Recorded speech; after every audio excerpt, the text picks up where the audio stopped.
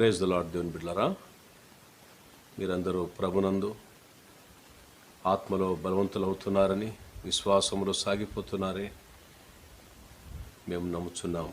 మీ కొరకు ప్రార్థన చేస్తున్నాము. మీరు కూడా మరి సేవ నిమిత్తం ప్రార్థిస్తున్నారని నమ్ముతా ఉన్నాము. దేవుని బిడ్డలారా, చాలా సంతోషము. మరి లాక్డౌన్ అయినప్పటికీ కూడా అక్కడక్కడ ప్రేమల దేవుడు మనల్ని ఆదరించి వాక్యం ద్వారా ధైర్యపరుస్తూ సరిదిద్దుతూ మనల్ని అందరినీ నడిపిస్తున్నాడు ప్రభు. అందుకై దేవునికి మనము కృతజ్ఞతాస్తుతులు చెల్లిస్తున్నాం. మరి ముఖ్యంగా ఈరోజు నిర్గమకాండము 32వ అధ్యాయము.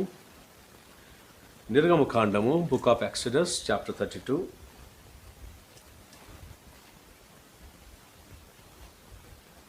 15వ వచనం చదువుకుందామండి. 15th verse. మోషే శాసనములు గల 2 పలకలను చేత పట్టుకొని కొండ దిగి వచ్చెను. ఆ పలకలు ఇరు ప్రక్కలను రాయబడినవి. అవి ఈ ప్రక్కను ఆ ప్రక్కను రాయబడి ఉండెను. ఆ పలకలు దేవుడు చేసినవి. ఆ పలకలు దేవుడు చేసిన పలకలు. ఆ పలకల మీద చెక్కబడిన వ్రాత దేవుని చేయి వ్రాత. దేవుడే స్వయంగా రాశాడండి 10 ఆజ్ఞలు. 2 పలకల మీద రాశాడు దేవుడు. మోషే చేతికి అప్పగించాడు కొండ మీద. ఆ ప్రజలు పెద్ద కేకలు వేయిచుండగా చూడండి ఇక్కడ ఏం జరిగిందంటే, దేవాది దేవుడు మోషే నువ్వు కొండకి వచ్చి, నేను నా ప్రజలైన ఇశ్రాయేలు బిడ్డలకు నేను 10 ఆజ్ఞలు ఇవ్వబోతున్నాను అని మోషే గారితో చెప్పిన తర్వాత మోషే గారు దేవునితో మాట్లాడడానికి బయలుదేరినాడు.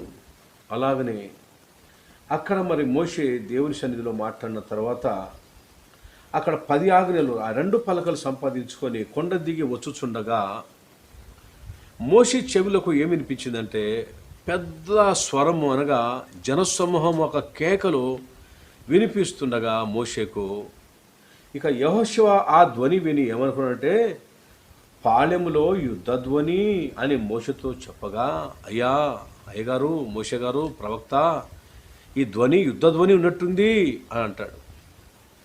చూడండి, అతడు అది జయధ్వని కాదు అన్నాడు. ప్రవక్త అయిన మోషే గారు, యెహోషువ నువ్వు అనుకున్నట్టు ఇది యుద్ధధ్వని కాదు నాయనా, ఇది జయధ్వని కాదు, ఇది అపజయధ్వని కాదు. సంగీత ధ్వని నాకు వినబడుచున్నదనేను.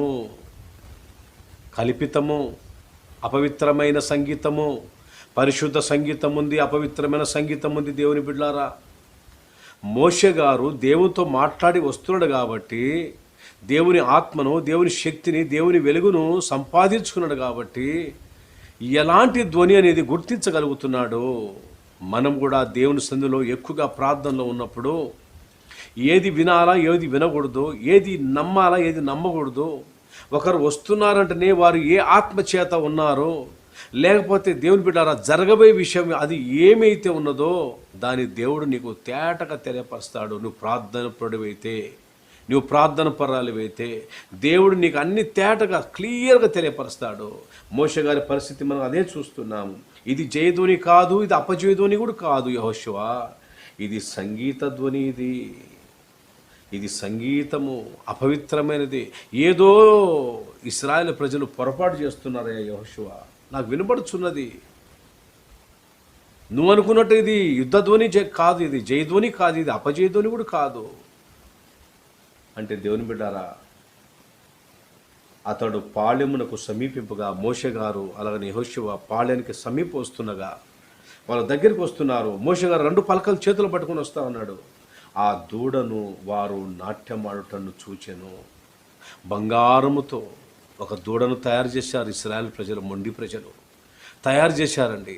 ఎంత కోపం రావాలండి మోషేకి. ఇంకా ఆ పలకలు 2 చేతులు పట్టుకున్నాడు.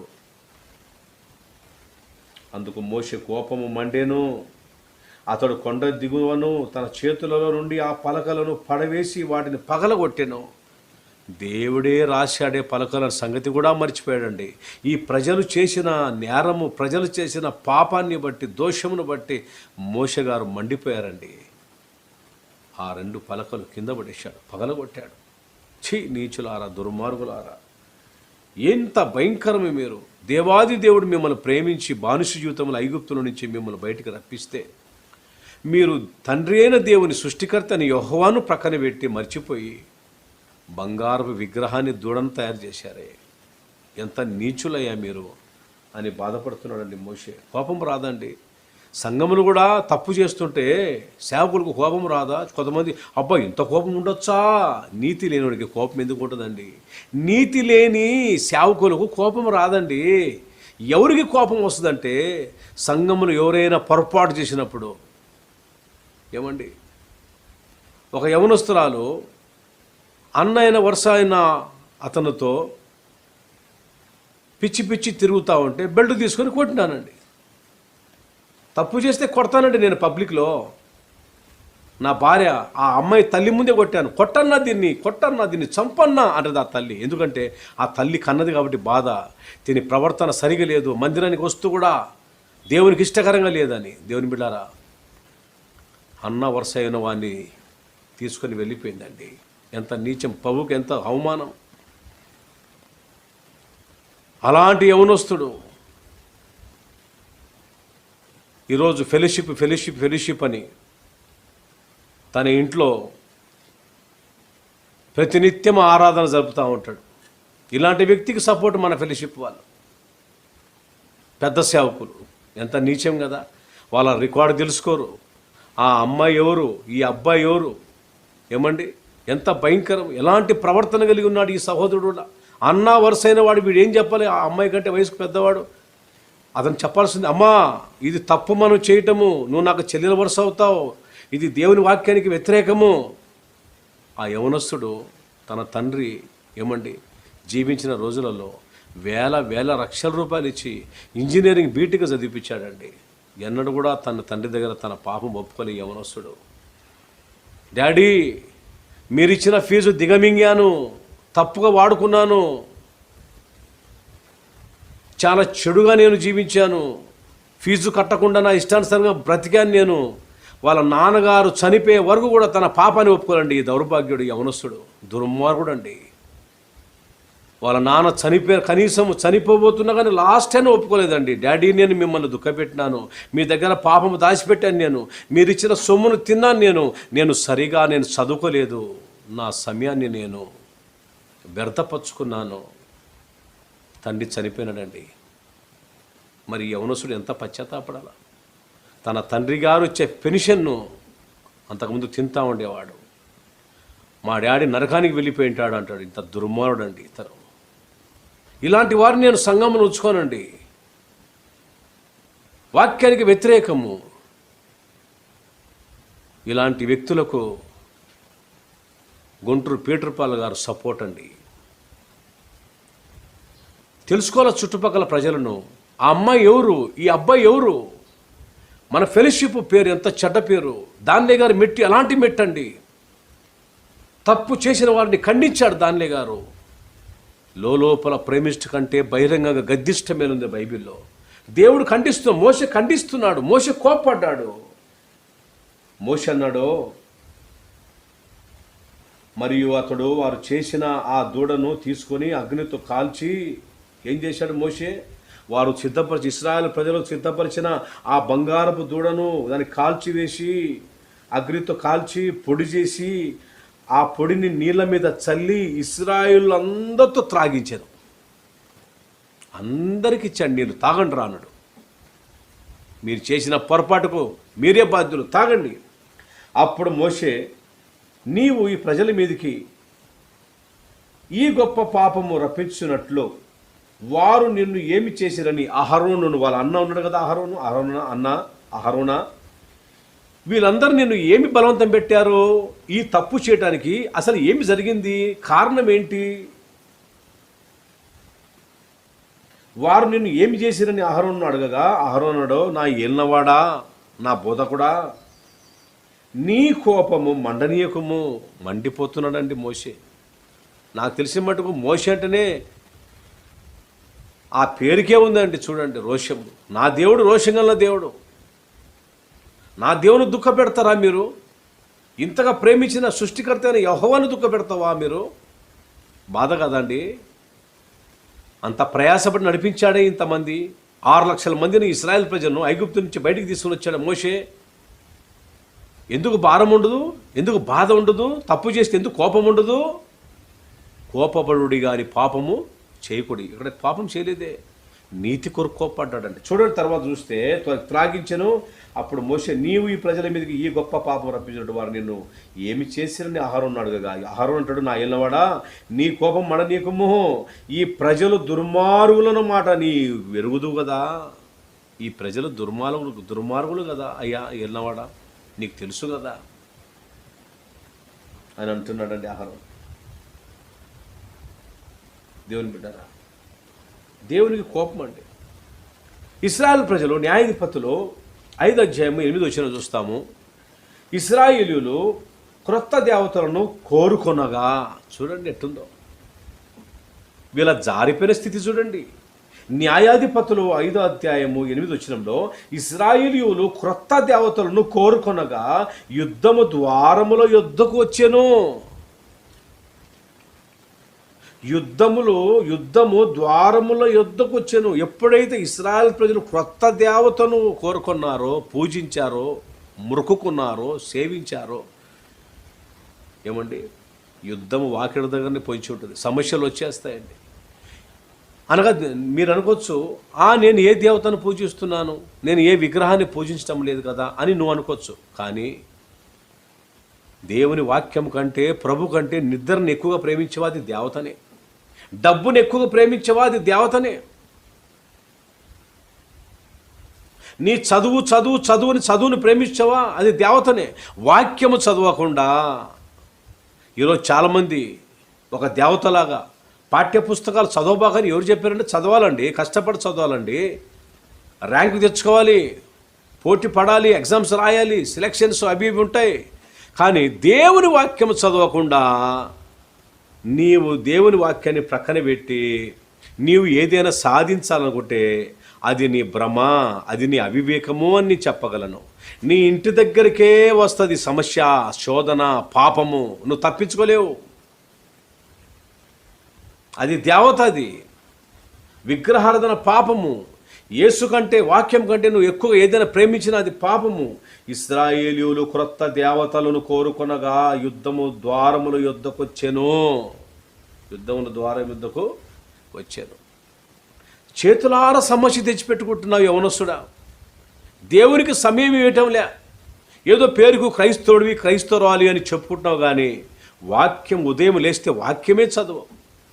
నీవు వాక్యము చదవకపోతే నీవు ఎంత నువ్వు ప్రయాసపడ్డా, నువ్వు ఎంత ఉద్యోగం కోసం సిద్ధపడ్డా నీకు దేవుడు ఉద్యోగం రానియడు. ఇది వాస్తవము, ఇది సత్యము.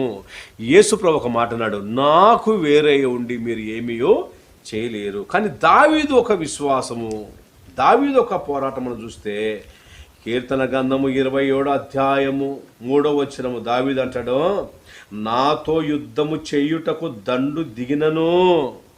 దేవుని చిత్తము చేసేవారిలో ధైర్యం ఉంటుందండి. దేవునికి ఇష్టానుసారంగా బ్రతికాడు కాబట్టి దావీదు ఏమంటున్నాడంటే, నాతో యుద్ధము చేయుటకు దండు దిగినను, నా హృదయము భయపడదు, నా మీదికి యుద్ధము రేగినను, దీనిలో నేను ధైర్యము విడవకుందును. నేను నా ధైర్యాన్ని వదులుకోను. నా దేవుడే నా ధైర్యము. దేవుని చిత్తం చేసేవారు ధైర్యంగా ఉంటారు. నీతిగా బ్రతికేవారు ధైర్యంగా ఉంటారు. డబ్బు కొరకు ఆశపడేవారు, విశ్వాసులైనా సేవకులైనా ఎవరు ధైర్యంగా ఉండలేరండి, జీవించలేరు.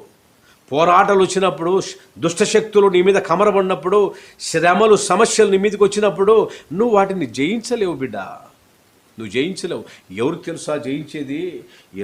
దావీదులాగా ఎవరైతే జీవిస్తారో, బ్రతుకుతారో వాళ్ళు జయిస్తారు. నాతో యుద్ధము చేయుటకు దండు దిగినను. ఎంత దండు వస్తేమి, ఎంతమంది శత్రువులు వస్తేమి, నా హృదయము భయపడదు.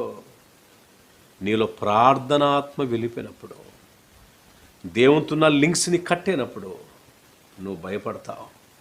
దేవుని చిత్తంలో ఉన్నవాడు భయపడడు. నా మీదకి యుద్ధం రేగినను నా హృదయం భయపడదు. అపవాది అయినా సాతాను గర్జించు సింహబలే వచ్చిన అపవాది అయినా సాతాను, గర్జించు సింహబలే వచ్చిన యుద్ధ గోత్రపు సింహమైన యేసయ్యా మనండ, యూద గోత్రపు సింహమైన యేసయ్యా మనండ.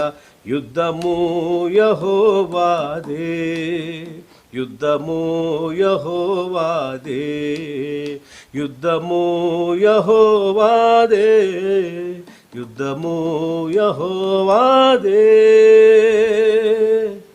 యుద్ధము యెహోవాది, నీది కాదు, నాది కాదు. ఇశ్రాయేలులారా, మీరు ఊరికే నిలిచి ఉండండి, మీరు ఊరికే నిలిచి చూడండి, యుద్ధం యెహోవాది అంటాడు మోషే. భయపడబాకండి మీరు. ఫరో రథములను చూసి, సైన్యాన్ని చూసి, వాళ్ళ యుద్ధోపకరణను చూసి, వారి ఆయుధాలను చూసి భయపడబాకండి మీరు ఇశ్రాయేలులారా. మన పక్షమున యెహోవా ఉన్నాడు. దావీదు కూడా ధైర్యం అదే. నా మీదికి యుద్ధము రేగినను నా హృదయము భయపడదు, దీనిలో నేను ధైర్యము విడవకుందును. 2వ వచనం, కీర్తనలు 27, 2వ వచనం. నా శరీర మాంసము తినుటకై దుష్టులు నా మీదికి వచ్చినప్పుడు, నన్ను బాధించు శత్రువులు నా మీదికి వచ్చినప్పుడు, వారు త్రొట్టిల్లి కూలిరి. నిన్ను బాధ పెట్టేవారు చాలామంది ఉంటారు. నీవు ఒకవేళ కన్వర్టెడ్ క్రిస్టియన్వేమో, యేసు ప్రభువును నమ్ముకున్నావని, సత్యమైన దేవుని తెలుసుకున్నావని, నీ కుల ప్రజలే నిన్ను నాశనం చేయడానికి ఒకవేళ చాతబడి కూడా వదిలి ఉండవచ్చు. అయితే అవి నీకు ఏమీ చేయలేవు. ఎందుకంటే దేవుడు నీ కుటుంబము చుట్టూ, నీ పిల్లల చుట్టూ దేవుడు యేసు రక్తంను ప్రోక్షించినాడు, కంచెగా వేశాడు, కంచెగా వేశాడు. నువ్వు భయపడాల్సిన అవసరం లేదు దేవుని బిడ్డ. కీర్తన గ్రంథము 91వ అధ్యాయము, కీర్తన గ్రంథము 91వ అధ్యాయము. మన దేవుడు ఎవరు అనుకున్నావు? నీ ప్రక్కను 91:7 వచనం, నీ ప్రక్కను 1000 మంది పడినను, నీ కుడి ప్రక్కను 10,000 మంది కూలినను, ఆ అపాయముని యొద్దకు రాదు, అపాయముని యొద్దకు రాదు. నీకు అపాయం ఏమీ రాదు, ఏ తెగులును నీ గుడారమును సమీపించదు. 91 కీర్తన 10వ వచనం, 11వ వచనం. నీ మార్గములన్నిటిలో నిన్ను కాపాడుటకు ఆయన నిన్ను గూర్చి తన దూతలకు ఆజ్ఞాపించును. దేవుని బిడ్డ, ఓ నా తల్లి, యవనస్తుడా, ఓ యవనస్తురాలా, నా సహోదరి, యేసు ప్రభువును నమ్ముకున్నావు, నిజ దేవుని నువ్వు ఆరాధిస్తున్నావమ్మా, నువ్వు ధైర్యంగా ఉండాలి. దేవుడు నిన్ను సమస్యల నుంచి నిన్ను విడిపించేవాడు. అయ్యో, ఎవరైనా నాకు చేతపడి చేశారా? చాలామంది అన్యులలో ఇలాంటి చెడ్డ స్వభావం ఉంది, ఇలాంటి మనసు ఉందండి. వాళ్ళ పొలాల మీద వదలడము, వీళ్ళు బాగా బతుకుతున్నారే అని వాళ్ళ మీదకి చేతబడులు వదలడం ఉన్నాయి. చేతబడి శక్తి ఉంది, కానీ దైవ శక్తి కంటే మించింది కాదు. ఎందుకంటే మేము అనుభవించినాం, మాకు తెలుసు.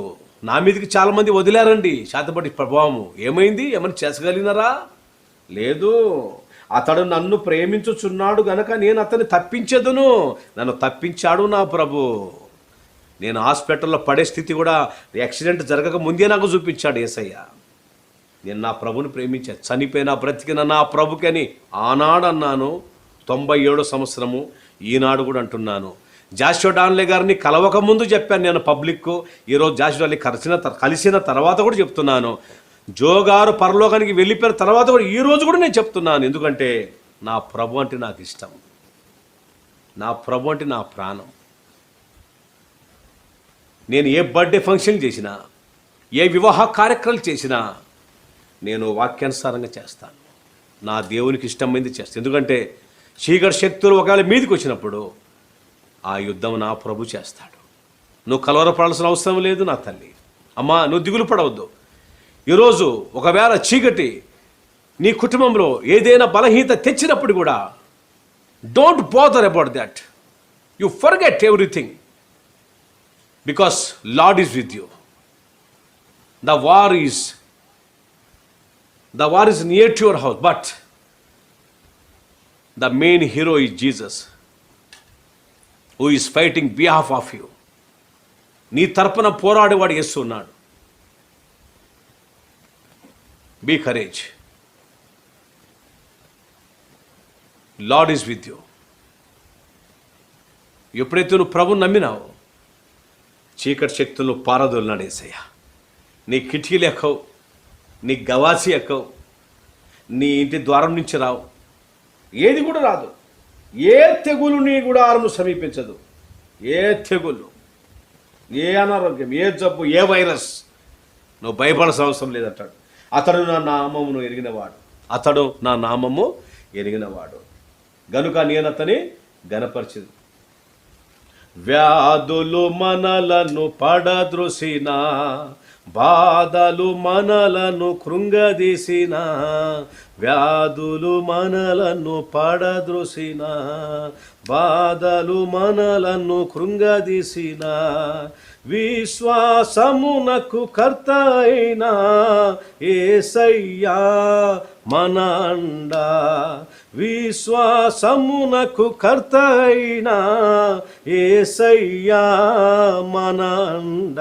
యుద్ధము యెహోవాదే, యుద్ధము యెహోవాదే, యుద్ధము యెహోవాదే, యుద్ధము యెహోవాదే.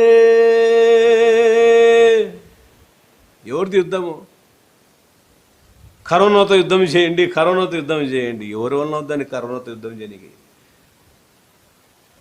అది కంటికి కనిపించదు. దయ్యం కనిపిస్తుందా? కనిపించడం లేదు.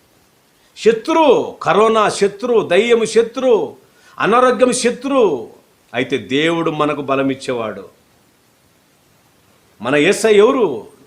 యుగ యుగములకు రాజైన ఆయన మన రాజు, మనం ఆయన ప్రజలము, ఆయన మన దేవుడు, ఆయన బిడ్డలం మనము, ఆయన మన కాపరి, ఆయన గొర్రెలం మనము. నిత్యము మనల్ని కాపాడేవాడు ఆయన. మంచి కాపరి గొర్రెల కొరకు ప్రాణం పెట్టు, మన కొరకు ప్రాణం పెట్టాడు, మళ్ళా తీసుకున్నాడు. ఎందుకు? మళ్ళా మనం పరిపాలించడానికి.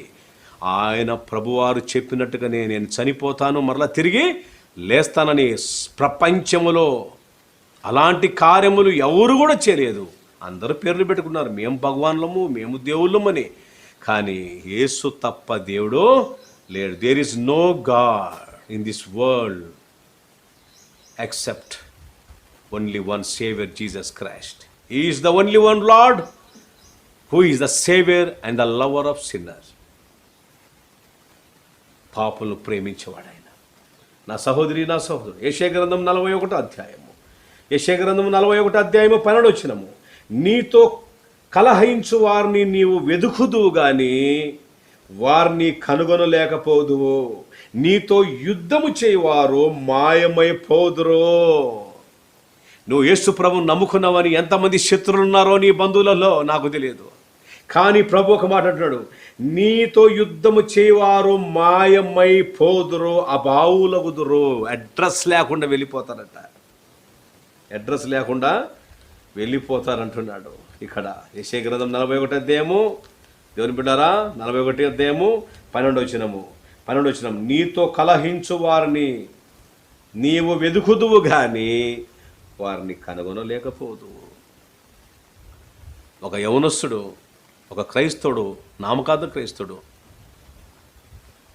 మమ్మల్ని చాలా కష్టపెట్టాడు. చాలా తప్పుగా మాట్లాడాడంట. అట చేస్తాను, ఇట్ట చేస్తానని.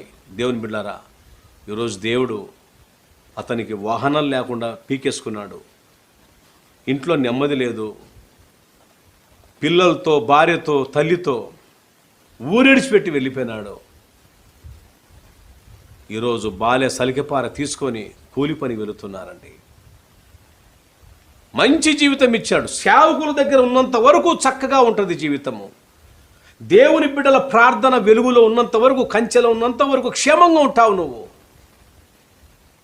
ఎప్పుడైతే నిన్ను భక్తులు నడిపించిన వానికి వ్యతిరేకంగా నువ్వు తిరిగావనుకో, దేవుడే యుద్ధం చేస్తాడు నీ పక్షంన. జాగ్రత్తగా చాలా మెలుకుతూ ఉండాలి. దేవునికి శత్రుగా ఉండకూడదు. దేవుడు మనిషికి మనిషి శత్రు అయితే దేవుడు కాపాడుతాడేమో, కానీ దేవుడికి శత్రు అయితే ఎవరు మిగిలి ఉండలేరు, ఎవరు ఉండలేరు, తట్టుకలేరు. దేవుని బిడ్డారా, అది వాస్తవము.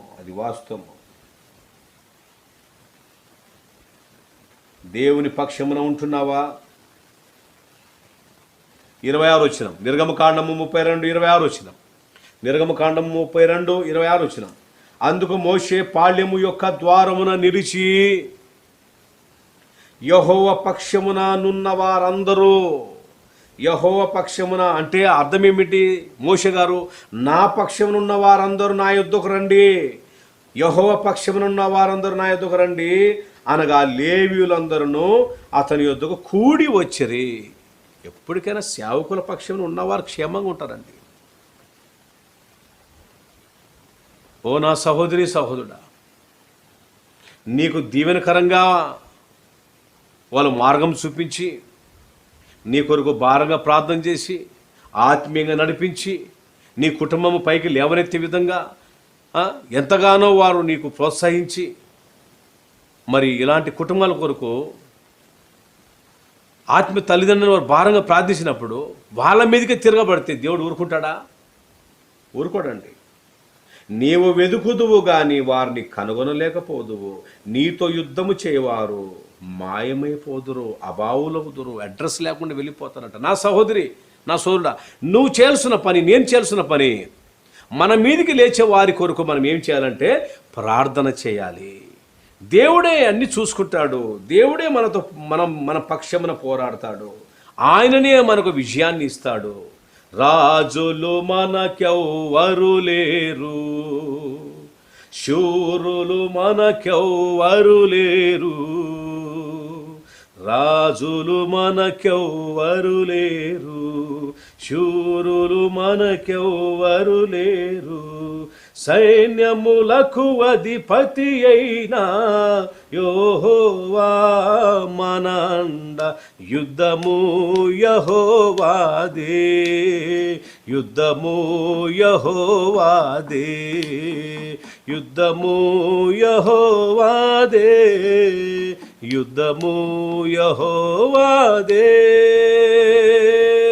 లూకా సువార్త 14వ అధ్యాయము 31 వచనం. లూకా సువార్త 14వ అధ్యాయము 31 వచనం. మరియు ఏ రాజైనను మరి యొక్క రాజుతో యుద్ధము చెయ్యబోనప్పుడు తన మీదికి 20,000 మందితో వచ్చువానిని 10,000 మందితో ఎదిరింప శక్తి తనకు కలదో లేదో అని కూర్చుండి మొదట ఆలోచింపడా.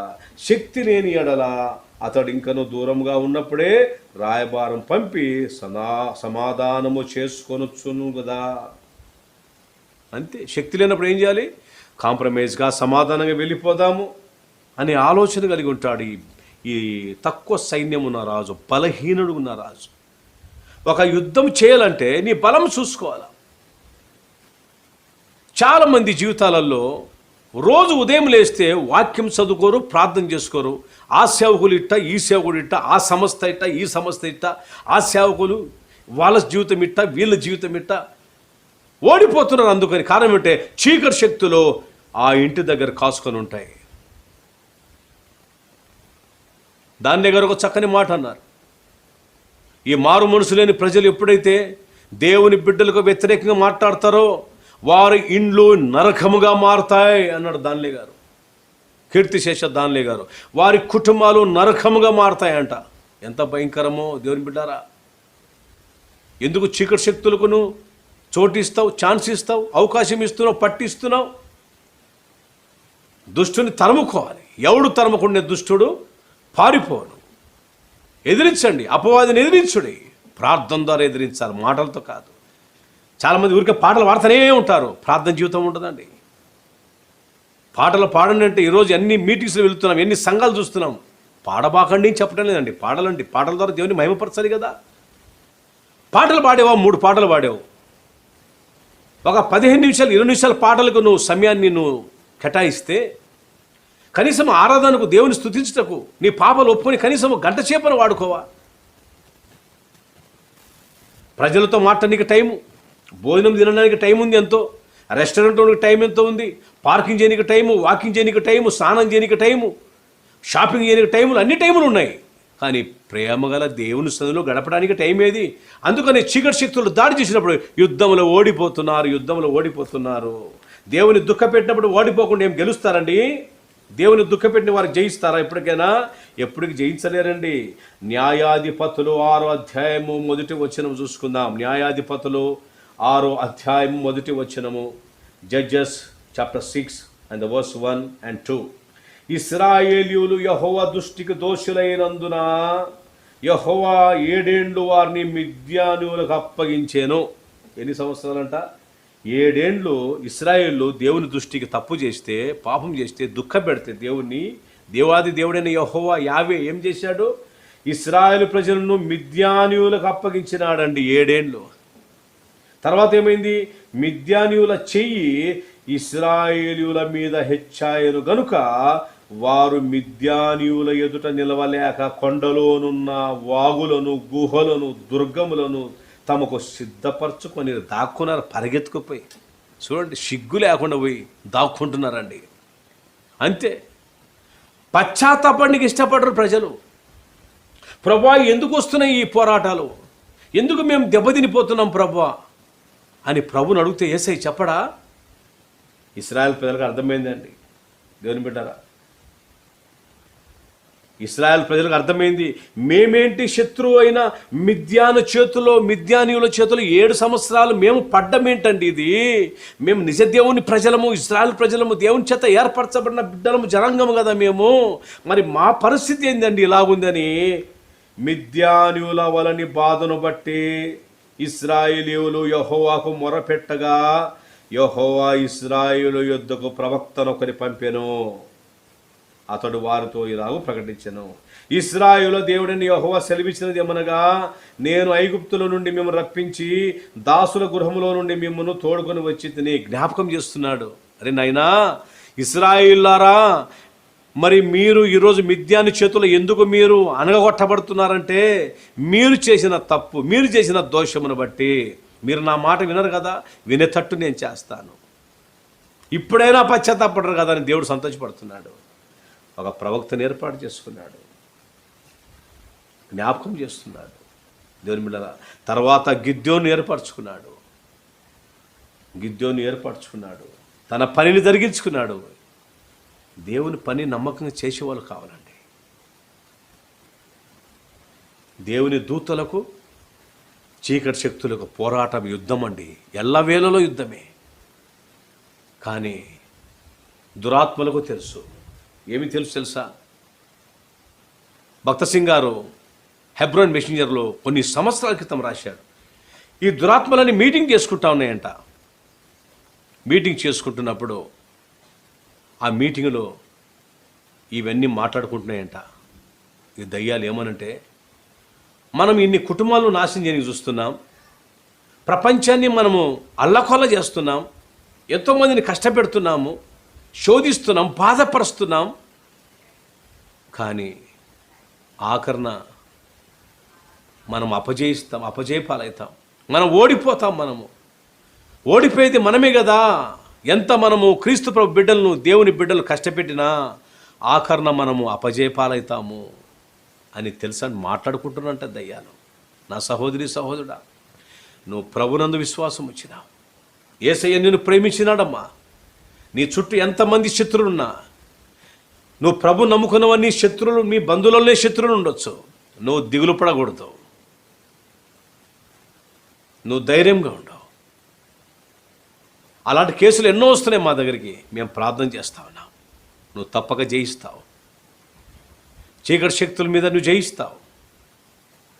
దానిలే గారు సూటికి వచ్చి నా భార్యతో ఆ రోజు మాట్లాడినాడు, మిమ్మల్ని నశింప చేయటానికి వచ్చిన సచ్చిన శక్తులు అవి అంతర్ధానం అవటాను కన్లారు చూచెదవు, నువ్వు జయిస్తావు అని చెప్పాడు దానిలే గారు. నేను బ్రతికి రాలేదా? నా శవాన్ని తీసుకుపోమన్నారు, నా డెడ్ బాడీని తీసుకుపోమన్నారు. నేను బ్రతికి రాలేదా? నా సహోదరి సహోదరుడా, ఈరోజు అనేకులు ఇన్వైట్ చేస్తున్నారు, అనేకులు ఆహ్వానిస్తూ ఉన్నారు. అయ్యగారు రావాలి మా ప్రాంతానికి, అమ్మగారు మీరు రావాలా? తప్పక వస్తాం దేవుని బిడ్డారా. దేవుని చిత్తమైతే ప్రతి ఒక్కరితో మేము మాట్లాడతాం. మీ పాదాలు కడగనికి కూడా నేను నా భార్య సిద్ధంగా ఉన్నాను. ఎందుకంటే మీరు ఎంతోమంది ప్రభుని ప్రేమిస్తున్నారు, ఎంతోమంది దౌర్భాగ్యం నన్ను, నా భార్యను చూడాలని ఇష్టపడుతున్నారు. నా సహోదరి సహోదరులారా, నా హృదయమంతుడితో చెప్తున్నాను, మీరు కృంగిపోబాకండి, ధైర్యంగా ఉండండి. శత్రువులను విషయం ప్రార్థన చేయండి. చీకటి శక్తుల మీద తప్పక జయమిస్తాడు నీకు. టైం దగ్గరికి వచ్చేసింది. దుష్టాత్మలు ఓడిపోతాయి. నీ కుటుంబాన్ని, నీ సమాధానాన్ని భంగపరిచే ఏ దురాత్మ అయినా సరే, ఏ వ్యాధి అయినా సరే త్వరగా నిన్ను విడిచిపోనికి సమయం దగ్గరికి ఆసనమైంది. We're praying for you, we're praying for you my dear brother and sister. దిగులు పడబాగండి. మన దేవుడు రారాజు. యుద్ధమైంది. రాజులకు రాజు అయినా ప్రభులకు ప్రభు. విశ్వాసంతో ప్రభుని అడుగు. దేవుడు తప్పక నీకు యుద్ధం మీద, ఈ పోరాటం మీద, సమస్య మీద నీకు జయము ఇస్తాడు. ప్రార్థన చేసుకుందాం. ఓ నా ప్రియమైన ప్రభువా, పరలోకపు తండ్రి, మా చక్కని దేవుడివి, మా ప్రేమగల దేవుడివయ్యా. నీలాంటి దేవుడు మాకు ప్రపంచంలో ఎక్కడ దొరకడు స్వామి. నాయన, ఎక్కడో పందిలాగా బురదలో పొరలాడుతున్న నా బ్రతుకును ప్రభా, గోవా బార్డర్, కర్ణాటక బార్డర్ ఉన్న నన్ను పట్టుకొని తీసుకొని ఆంధ్రాకి తీసుకుని వచ్చావు. ఇక్కడ నాకు మంచి భార్యనిచ్చావయ్యా. నీ సేవ చేసుకుంటే అదృష్టం కలిగించావు తండ్రి. అనేకుల పాదలు కడగటానికి నన్ను, నా భార్యను ఏర్పరచుకున్నావు నాయన. ఈ భారతదేశంలో ప్రభువా, మీరు ఎక్కడికి వెళ్ళమన్నా వెళుతామయ్యా. మాకు ఏ గర్వం మాకొద్దునైనా. మేము ఎన్నడూ ధనం వెనుక పరిగెత్తలేదు, పేరు ప్రఖ్యాతల కొరకు మేము పరిగెత్తలేదు ప్రభువా. మీ ప్రియులు ఎంతోమంది, మిమ్మల్ని ప్రేమించిన బిడ్డలు ఈరోజు తమ ఇండ్లలో, కుటుంబాలలో చాలా కన్నీళ్ళతో ఉన్నారయ్యా. ఈ చీకటి శక్తులు వారిని తొందర పెడుతున్నాయి, కానీ వారికి మీరు త్వరగా జవాబు ఇవ్వబోతున్నారు. మీరు వారికి విజయాన్ని దయచేయబోతున్నారు. You are going to give them the victorious life. The విజయవంతమైన జీవితం వారికి ఇవ్వబోతున్నావు ప్రభువా. నీకు స్తోత్రం నాయనా. My heavenly father, my gracious lord, please hear our humble prayer. మా దీనమైన ప్రార్థన ఆలకించయ్యా. మీ ప్రియ బిడ్డలందరూ మీరు ఆదరించండి. యుద్ధం మీది నాయనా, మాది కాదు. ఐగుప్తులో ఉన్న ఫరో ఒక రథములను, సైన్యమును కూలద్రోసినావు ప్రభువా, సమాధి చేసినావు ప్రభువా. చీకటి శక్తులను పారదోలండి నాయనా. మా విశ్వాసాన్ని అధికముగా చేయండి. మిమ్మల్ని మహిమపరిచే కృపను మాకు ఇవ్వండి. మీ వాక్యానికి లోబడి మిమ్మల్ని ఎక్కడ దుఃఖ పెట్టకుండా ప్రభువా, నిత్యము విశ్వాసంతో మరి దావీదు రాజులాగా తండ్రి హృదయము ధైర్యపరచుకున్నాడు. తన్ను తాను ధైర్యపరచుకున్నాడు. ఎందుకంటే మీ మీద ఆనుకున్నాడయ్యా. నేను నమ్ముకున్నాడు. నీ చిత్తం చేశాడు దావీదు రాజు. అందుకనే ప్రభువా యుద్ధాన్ని జయించగలిగినాడు. ఎన్నిసార్లు పిలిస్తేను హతమార్చాడు ప్రభువా. ఓ నా ప్రియమైన ప్రభువా తండ్రి, మమ్మల్ని మీరు ఈ భూలోకానికి పంపించిందే ప్రభువా చీకటి శక్తులతో మీ సహాయం ద్వారా యుద్ధం చేయటానికి. మీ కృప, మీ శక్తి మా అందరికీ మెండుగా దయచేయండి. మిమ్మల్ని మీరు మహిమపరచుకోండి. యేసునామమున వేడుకుంటున్నాం తండ్రి, ఆమేన్. తండ్రి ప్రేమ, కుమారుని దయ, పరిశుద్ధాత్మక దీవెన కాపుదల మీకును మాకును అందరికీ తోడే ఉండి సదాకాలం కాచి కాపాడి నడిపించునుగాక. ఆమేన్. God bless you.